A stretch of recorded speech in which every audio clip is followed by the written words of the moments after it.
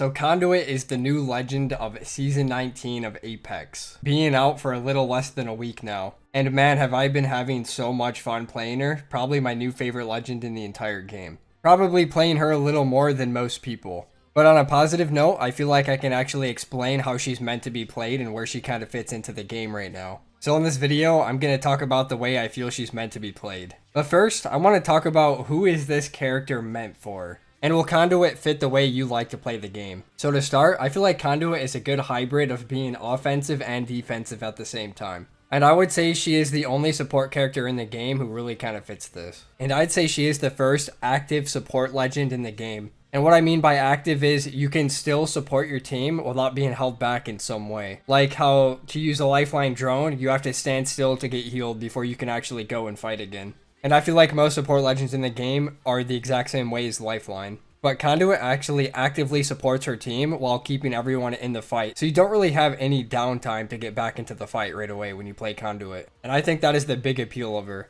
I think the people who Conduit is meant for are people who like being the anchor role of the team, or people who like supporting their team. Since your tactical temporary shield is better on teammates than it is using it on yourself, you should never be the first one inside of a fight. So if you're the type of person who likes following up on the fight instead of starting it, then Conduit is probably the best legend in the game right now. But even with that being said, I think everyone will enjoy her. But I imagine the people who will enjoy her the most are people who are either defensive legend mains or support legend mains. Now let's start with Conduit's passive Savior Speed. This is where you get a speed boost whenever a teammate is out of her tactical's range. So this actually works when you're 50 meters or more away from your teammate. And it's the same speed boost as a Octane Stim or Bangalore's passive, so it's a 30% speed boost. Now, nobody wants to guess if they're 50 meters away from their teammate or not, because that would be horrible trying to do every time. Well, luckily, there's an easy way to tell if your passive is going to work or not. If you look at your teammate in-game and they have a shield icon, that means you're within 50 meters. Now, if you're further than 50 meters away and you look at your teammate, they will have 3 arrows pointing up. There will be a green circle around the arrows that fills up the longer you look at them, and once that green circle becomes complete, that's when your passive is going to activate. So this way you don't actually have to guess how far away you are from your teammate. You can just look at them and see what type of icon pops up. Now there's a couple things to note about this passive because the way it works can be kind of weird. And one thing is that you have to be looking almost directly at your teammate for the passive to actually work. And as long as you maintain looking almost directly in their direction, it's actually a permanent passive. So as long as you stay out of that 50 meter range of your teammates, you will have this indefinitely. But the downside is, if you look away from your teammate, you'll have 2 seconds of the passive working until it turns off. So you can't look at them and get the speed boost and then say turn around and try to run the other way while having the speed boost because you'll lose it. You also have to be running in the direction of your teammate at the same time as well. So say your teammate is 200 meters away from you and you're standing still but you're looking directly at them, your passive will still not work because you have to be sprinting towards them. So those are kind of the important things to note about her passive. If you want it to work, you have to be looking almost directly at them and running in almost a direct straight line towards them at the same time. I think the reason why this passive is good is because it's a support legend that's actually allowed to play away from her team because she has some form of increased movement to get back to her team when she needs to. So she's actually pretty solid at being an off angler while also playing with her team at the same time. Last thing I have to say about her passive, if you don't have teammates, then you have no passive. So just know that if you're some type of solo queuer or a no filler, that if you're going in with no teammates, then you have no passive and you just have a tactical and an ultimate. But I feel that's kind of expected because by design, she is a support legend, not some solo queue legend. Now, moving on to her tactical, Radiant Transfer. This is the best part of her kit, in my opinion. This ability will give temporary shields to whichever teammate you are looking at the time of when you use it. And not only does it give shield to the teammate you're looking at, it'll always give you shield as well. Now, even if you have no teammates, it'll still work on just you. But the ability is weaker when it's being used on Conduit herself. Now there's 4 important shield icons that show up on your teammate when it comes to your tactical. If your teammate's shield shows gray when you're looking at them, it means they have full shield. If it's orange, it means your teammate is missing some shield, and if it's red, it means your teammate's shield is completely broke. And then if it turns green, it means your tactical is currently being used on them. So the cool thing with this is that they actually only have to be within 50 meters of you when you use the tactical. But once you use it, they can run away from you and they'll still keep getting the shield. So if you use your tactical on, say, an Octane and then he pads away from you, he'll still keep getting the shield. Now, let me talk specific numbers real quick. The teammate that you use your tactical on will get shields at a rate of 16 shields per second for a total of 8 seconds. Meaning if your teammate got the entire value out of the shield that it's allowed to give, that's 128 shield. So just barely over an entire red armor. And when Conduit is healing herself, she gets shield at a rate of 8 shield per second for a total of 64 shield. So you get half the value of your teammate's kit when you use it for yourself. So for teammates, you can fully heal a red armor, and for yourself, you can basically fully heal a blue or half of a red armor, just to kind of put the healing in perspective. Now, having a Conduit on your team is where you kind of have to retrain the way you've been playing Apex the entire time you've been playing this game. Because with her, it's actually smarter to prioritize going for healing your health first rather than your shield as long as your tactical ability is up. What most people do in Apex when they're resetting from a fight is they'll immediately go for a shield battery. Now the reason why on Conduit I think it's better to go for syringes or medkits is because it gives you less time you have to spend resetting before you can get back to fighting.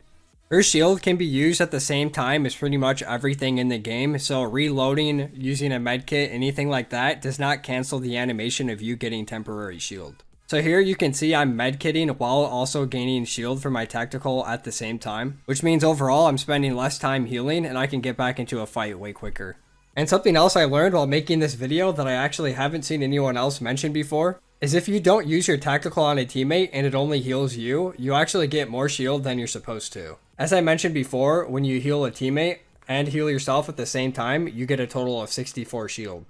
But when you're only using it on yourself, you actually get what looks like around 78 shield. So instead of almost healing a blue when you're using it on a teammate, you heal slightly over a blue when it's only on yourself. So just a cool little thing to know, I guess, if you ever have no teammates, you can fully heal a blue armor. When you're using her tactical, if you look above your healing slot, you'll have a shield icon that pops up with a little lightning bolt inside of it. When the lightning bolt inside the shield icon disappears, that means you can no longer recharge shield. It will then turn into a normal green shield icon that'll slowly deplete over time. And once that shield starts blinking, that means your temporary shield is going to start draining very fast. But again, another cool thing with Conduit is, once her temporary shield runs out, is exactly when you can use your ability again. Essentially meaning that you can permanently have temporary shield.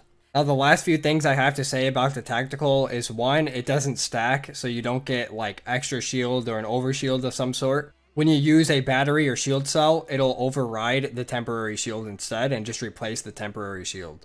And the last thing, when you should use the tactical, the best time I've noticed to use the tactical is when your teammate has already taken damage and don't use it preemptively. I've tried a few times preemptively giving my tactical to my teammates, assuming that they're going to take damage. But by the time they end up taking damage, the 8-second recharge window is pretty much already gone, and then they end up getting almost no temporary shield out of it. So I would strongly recommend against trying to give it to your teammates in advance preparing for a fight. It's also good for after you finish a fight and you don't want to go for your shield swap. Just in case you get rolled up on by some type of third party or something, you'll have a temporary shield to fight with right away. Now lastly, we're going to talk about Conduit's ultimate, Energy Barricade. This ult will shoot 7 jammers which slow down people who walk inside of it and do 10 damage per tick. It takes a total of 4 seconds from the time you shoot your ult for them to fully deploy and actually start doing everything. And they will stay on the ground for a total of 60 seconds.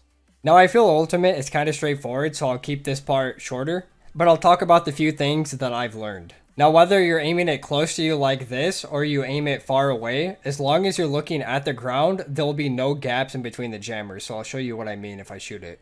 So you can see here, there is no gap inside the line of jammers, so if I was an enemy, I wouldn't be able to walk through this without taking damage and getting slowed. Now here's the thing that I think a lot of people who play Conduit don't know, is if you shoot it up in the sky where you get your outline to not show on the floor, it'll actually spread them out further the further you look up. So if I want gaps in between the ult where enemies could potentially walk through it, but I want to spread the ult out further so it covers more ground, I can look up and shoot it instead. Now you can see that there is gaps inside the ult, but it has a way bigger range of where it went than the first ultimate that I shot. So depending on what type of situation you're in, you either actually want to look at the floor or look up in the sky. Something you want to keep in mind is if you're going to shoot it inside enclosed spaces is that the jammers can actually break each other if they're too close, and you only end up getting like 1 or 2 jammers instead of 7. So if you're inside a building, you want to shoot it in the biggest space you can see in the building as possible, because say I were to come in here and shoot it in this corner right here, pretty much all the jammers broke each other aside from 2. So try to stay away from shooting it inside corners or very tiny enclosed spaces.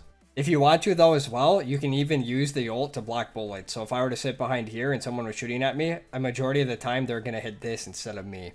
These also have 250 HP, so this is an entire mag of pretty much every gun in the game. A cool little trick you can do with their ult also is if you look straight down, so say you're getting chased or something and you want it to go in a straight line. If you look straight down and shoot it, it'll actually make a V shape in front of you. In my opinion, shooting a Conduit ult like this is really good if you're trying to run away from someone or you want it to go more straight inside of a narrow type of hallway.